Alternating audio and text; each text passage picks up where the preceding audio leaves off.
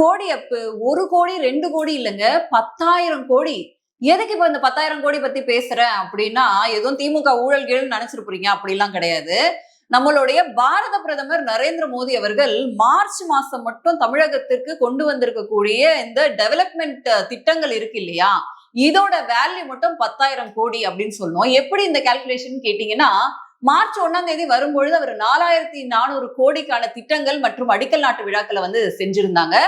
இப்ப சூப்பரா மார்ச் 11 நாளைக்கு மோடி அவர்கள் தமிழகம் வராரு.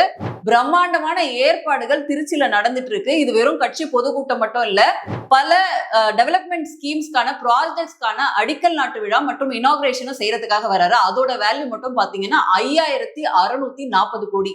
என்னென்ன திட்டங்களை இதுக்குள்ளார பண்ண போறாங்க அப்படிங்கறத இந்த காணொலியில பார்க்க போறோம். வணக்கம், நான் லோகேஸ்வரி.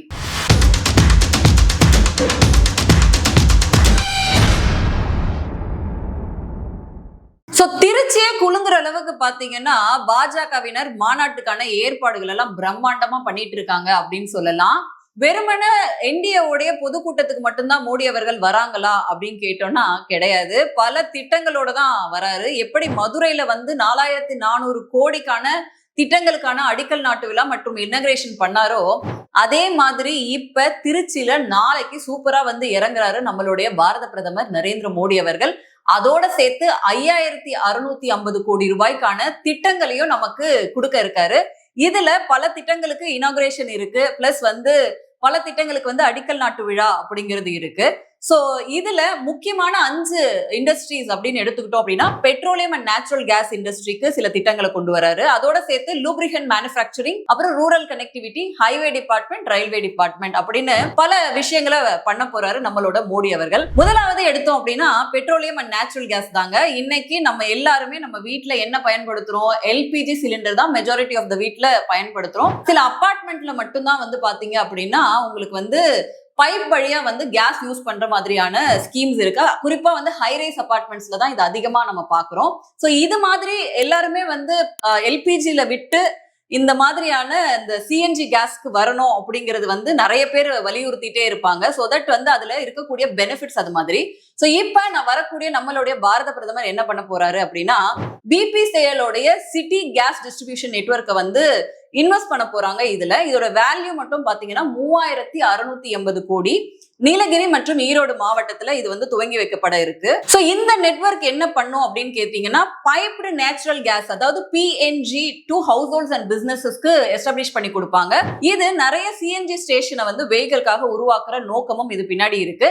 சரி, இது பண்றதுனால காமன் பப்ளிக்கு என்னமா பலன் அப்படின்னு கேட்டீங்கன்னா, கிட்டத்தட்ட 8.8 லட்சம் வீடுகளுக்கு இந்த பிஎன்ஜி கனெக்ஷன் கிடைக்கும். சோ நம்ம இப்ப வாங்குற எல்பிஜி கேஸ்ல இருந்து அந்த கியூல நிக்கிறது, அதுக்காக பாடுபடுறது அப்படின்னு இருக்காது. நமக்கு கேஸ் கனெக்ஷன் அப்படிங்கிறது பைப் மூலமாவே வந்துரும்.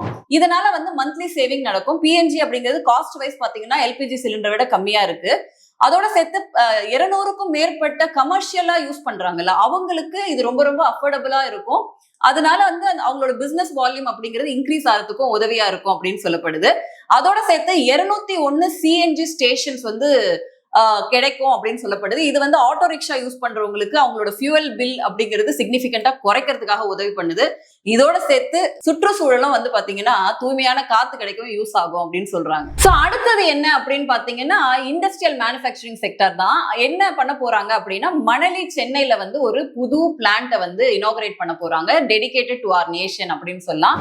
சோ இது வந்து ஐவாசியோடைய லூப் பிளண்டிங் பிளான்ட், கலவை ஆலை அப்படின்னு சொல்லுவாங்க. இந்த லூப்ரிகன்ட் ஆயில் இருக்கு இல்லையா, இதை நம்ம அதிகமா வந்து இம்போர்ட் தான் பண்ணிட்டு இருக்கோம். சோ அது குறைஞ்சு உள்ளூர்லயே நமக்கு கிடைக்கிற மாதிரி சென்னை மணலியில வந்து நமக்கு வந்து இந்த பிளான்ட் வந்து வரப்போகுது. சோ இதோடைய வேல்யூ மட்டும் பாத்தீங்கன்னா, கெப்பாசிட்டி அப்படின்னு எடுத்தோம்னா 672,000 மெட்ரிக் டன் வந்து பெர் ஆனம் வந்து ப்ரொடியூஸ் பண்ணும். சோ இதன் மூலமா வந்து ஆயிரக்கணக்கான பேருக்கு வந்து வேலை வாய்ப்பு அப்படிங்கிறது உருவாகுது. சப்ளை செயின் அப்படிங்கிறதும் கண்டிப்பா டெவலப் ஆகும். டொமஸ்டிக் சப்ளை கிடைக்கும் பொழுது பாத்தீங்கன்னா லோவர் இன்ஜின் ஆயில் அப்புறம் லூப்ரிகன்ட் பிரைஸ் அந்த வெஹிக்கிளுக்கு வந்து கம்மியாகும் அப்படின்னு சொல்லலாம். தமிழ்நாடுடைய ஆட்டோ செக்டர்ல அதிகமா பயன்படக்கூடியது இது. அதனால 2 வீலர்ஸ், ட்ரக்ஸ், பஸ்ஸஸ்க்கு வந்து இது டைரக்டாவே பெனிஃபிட் ஆகும் அப்படின்னு சொல்லலாம். அதோட சேர்த்து சென்னையோடைய முக்கியமான இண்டஸ்ட்ரியல் ஹப், மேனுஃபேக்சரிங் ஹப்னு சொல்லக்கூடிய மணலியில இது வந்து ஒரு மாற்றத்தையும் அங்க சுற்றுப்புறத்துல இருக்கக்கூடியவங்களுக்கு வேலை வாய்ப்பையும் உருவாக்குறதுக்கு உதவியா இருக்கும். இதோட வேல்யூ அப்படின்னு எடுத்தோம்னா 1490 கோடி ரூபாய் இந்த பிளான்டோட. சோ மூணாவது என்ன அப்படின்னா ரூரல் ரோட்ஸ் தான். எத்தனை ரூரல் ரோட்ஸ் வந்து தமிழ்நாட்டுக்கு டெடிகேட் பண்றாங்க, இனாகிரேட் தான் பண்ண போறாங்க. குறிப்பா வந்து 89 ரூரல் ரோட்ஸ் கிட்டத்தட்ட 370 கிலோமீட்டர் வந்து பிரதான் மந்திரி கிராம் சதிக் யோஜனா அப்படின்ற திட்டத்துக்கு கீழே வந்து புதுசா கன்ஸ்ட்ரக்ட் செய்யப்பட்டிருக்கு. இதுதான் இனாகிரேட் பண்றாரு. இது வந்து கிராமங்களுக்கு இடையே வந்து உங்களுக்கு மார்க்கெட், ஸ்கூல்ஸ், ஹாஸ்பிட்டல்ஸ் போன்ற இடங்களுக்கு சர்வீஸ் செய்யறதுக்காக செய்யப்படுது. இதனால ஜெனரல் பப்ளிக்கு என்ன மாதிரி பெனிஃபிட்ஸ் இருக்கும் அப்படின்னா, இந்த விவசாயிகள் வந்து அவங்களோட டிரான்ஸ்போர்டேஷன் இன்னும் பெட்டரா இருக்கும். ரோட்ஸ் எல்லாம் இப்ப எவ்வளவு மோசமா இருக்கு நம்மளே பாக்குறோம். சோ சீக்கிரமா போய் சென்றடைகிறதுக்கு, மண்டி எல்லாம் போய் சேர்றதுக்கு வந்து ரொம்ப யூஸ்ஃபுல்லா இருக்கும். ரெண்டாவது, ஸ்கூல் ஸ்டூடெண்ட்ஸ்க்கு எவ்ரிடே பயணம் அப்படிங்கிறது யூஸ்ஃபுல்லா இருக்கும். பிரெக்னன்ட் லேடிஸ் ரோடு ப்ராப்பரா இல்லாம எவ்வளவு கஷ்டப்படுறாங்க அப்படிங்கறத பாக்குறோம். இதெல்லாம் நமக்கு சிட்டில இருக்கிறதுனால பெரிய விஷயமா தெரியாது. ஆனா ஒரு கிராமப்புறத்துக்கு ஒரு சாலை அமைக்கிறது அப்படிங்கிறது ரொம்ப ரொம்ப முக்கியமான விஷயம். அதனால இந்தியா முழுக்க இந்த இன்ஃப்ராஸ்ட்ரக்சர்ல மோடி அவர்கள் எவ்வளவு கான்சென்ட்ரேட் பண்ணிருக்காங்க அப்படின்னு கடந்த 10 வருஷத்துல எடுத்து பாருங்க, உங்களுக்கே தெரியும். சோ அந்த அளவுக்கு இந்த ப்ராஜெக்ட்ல கான்சென்ட்ரேட் பண்ணிட்டு இருக்காங்க. அடுத்த டிபார்ட்மெண்ட் என்ன அப்படின்னா ஹைவேஸ் டிபார்ட்மெண்ட் தான். என்ன வருது அப்படின்னா, கங்கை கொண்ட சோழபுரத்துல வந்து சூப்பரான கிரீன்ஃபீல்டு பைபாஸ் வந்து வருது. NH81 அப்படின்னு பெயர் சூட்டப்பட்டிருக்கு. இதுக்கான அடிக்கல் நாட்டு விழாவை வந்து செய்ய இருக்காங்க. கொஞ்ச நாள் முன்னாடி நம்மளோட பிரதமர் வந்து இந்த கங்கை கொண்ட சோழபுரம் எல்லாம் வந்துட்டு போனாரு, நமக்கெல்லாம் ஞாபகம் இருக்கும். சோ இந்த இடத்துக்கு சூப்பரான ஒரு காரிடார் வருது. திருச்சி டு அரியலூர், கடலூர் இதெல்லாம் கனெக்ட் பண்ற மாதிரியான சூப்பரா டிராவல் பண்றதுக்கு, ஃபாஸ்டா ரீச் ஆகிறதுக்கான இந்த காரிடாரை கொண்டு வராங்க. அதுக்கான அடிக்கல் நாட்டு விழாவும் நாளைக்கு நடக்க இருக்கு.